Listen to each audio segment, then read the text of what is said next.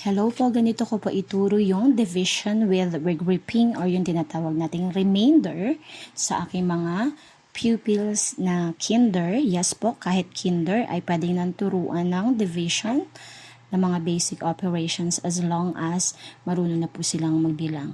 So, kinder, grade 1 and grade 2, mga ganun pong edad. So, for example po, we have here 45 divided by 2. Ang palagi ko sinasabi sa kanila, rule number 1, we have super rule. Rule number 1 is you have to look at the divisor, yung number po sa labas. Is it 1 digit? Is it 2 digit?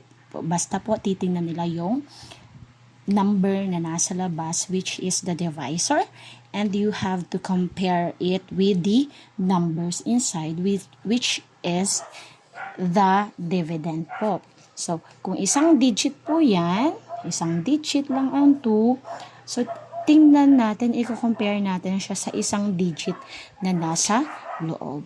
Ikukumpara natin kung siya ay mas malaki kaysa sa nasa labas. Kasi po, palagi ninyong ipapaalala sa mga bata na dapat yung number na nasa loob ay mas malaki sa nasa labas para po sila ay pwedeng i-divide. So, kung siya ay mas malaki, i-divide mo. Kung mas maliit po, for example, itong 4 ay 1 lang, so mas malaki yung 2 kaysa sa 1, so idadagdag niya yung pangalawang number. So, magiging 15 na yun. Kunwari nga, 1 yun. 1 and 5, 15. So, dahil po ito ay 4, mas malaki siya kaysa sa nasa labas, pwede po siyang i-divide. So, we are going to use repeated addition, ha? So, ang paulit-ulit po nating ipa-plus is yung divisor. That's why it is very important to reiterate sa ating mga anak, sa ating estudyante na importante yung divisor. Siya kasi yung palagi nating ipa-plus, kung repeated subtraction naman siya yung palagi nating ima-minus, at kung namang skip counting, siya yung i-skip count natin, di ba? So, yung 2 po ang ipa-plus natin, ang paulit-ulit, 2 plus 2. Hanggang maka 4 lang po. Isa pa sa dapat ninyong ipaalala sa mga bata, kapag magre-repeat addition po sila, dapat po pwede yung eksaktong 4 or less than. Bawal ang 5 pataas. Hindi dapat sobra. Eksaktong number at less na number pwede. Pag more than 4, bawal. So 2 plus 2 is 4. Yan. So, sakto po yung number, pwede po yan. So, dalawang answer na po yung makukuha natin dito. Yung answer sa taas at yung answer sa baba.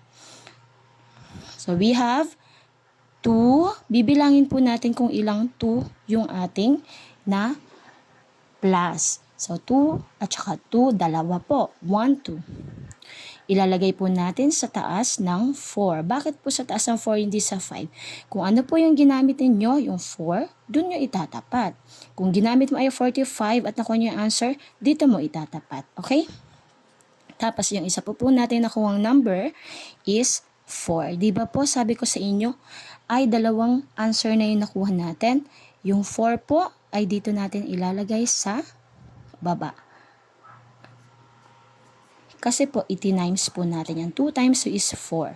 So, shortcut na siya. Dalawa agad na answer yung nakuha natin dito at saka dito. Sunod po na step natin ay ima-minus po natin. 4 minus 4 equals 0. O pwede pong hindi na natin siya isulat. Sunod na step po ay i-bring down natin yung 5. Sunod, i-divide natin, ulit, di-divide natin 5 divided by 2. Now, tingnan po ninyong mabuti ito, ha.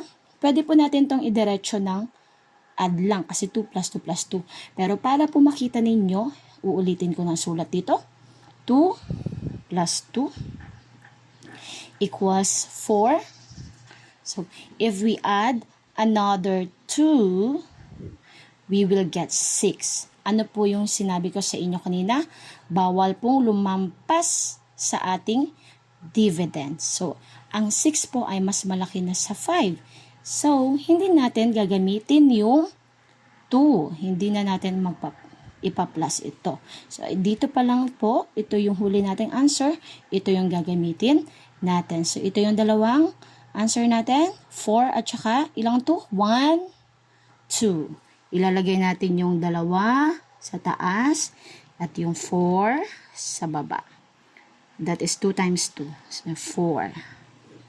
Sunod ay ima-minus natin. 5 minus 4 equals 1.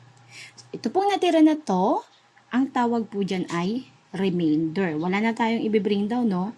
Kaya, tapos na tayo sa pag-divide. Ito, ang tawag dyan ay remainder. In Tagalog, natira. So, remainder, lalagyan natin siya dito sa taas. Remainder, 1. Our final answer is 22 remainder 1. Paano po natin malalaman kung tama po yung sagot natin na 22 remainder 1? Siyempre, magche-checking tayo. Check natin yung ating quotient 22, isulat natin dito. Ay ita-times or multiply natin sa ating divisor which is 2. Yung pong remainder, wag po muna nating pansinin. Mamaya babalikan natin. 22 times 2. 2 times 2, ito po muna, 2 times 2 equals 4. 2 times 2 equals 4. Ngayon, balikan natin yung remainder 1. Ipa-plus po natin yan. Plus 1. 4 plus 1 equals 5. And bring down 4. Nakuha natin ay 45. Itong 45 na to, dapat ay kapareho ng ating original na dividend. Yan po. Kapag parehong number yung nakuha natin, meaning po ay tama po ang ating sagot. Ganun lang po siya kasimple. Sana po nakatulong. Yun lang po.